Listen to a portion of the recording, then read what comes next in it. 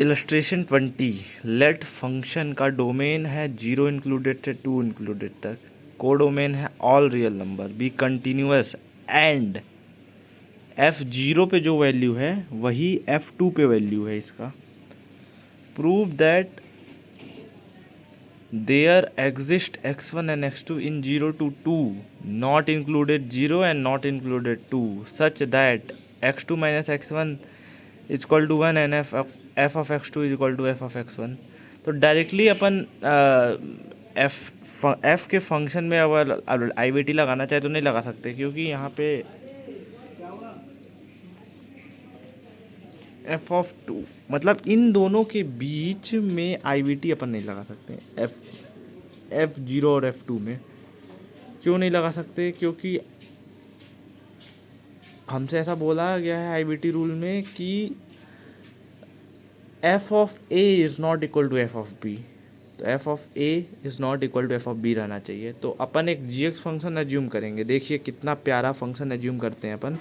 F of x one को अपन x मान देते हैं, तो जी ऑफ एक्स एक फंक्शन मानते हैं जिसको कि F of one plus x minus F of x मानते हैं, क्योंकि F of one plus x और एफ ऑफ एक्स गिवन ही है कि एफ एक्स कंटिन्यूस है, तो ये भी कंटिन्यूस होगा।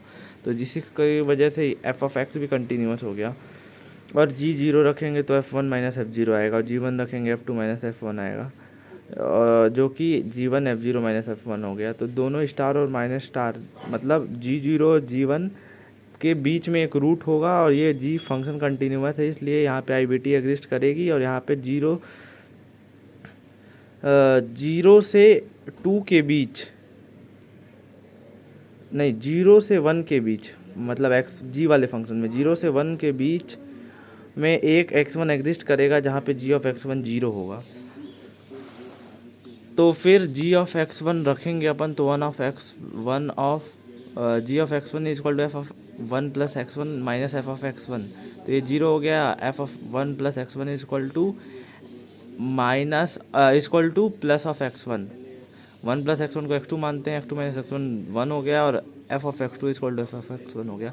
बहुत डिटेल में इस क्वेश्चन को एनालाइज कीजिए।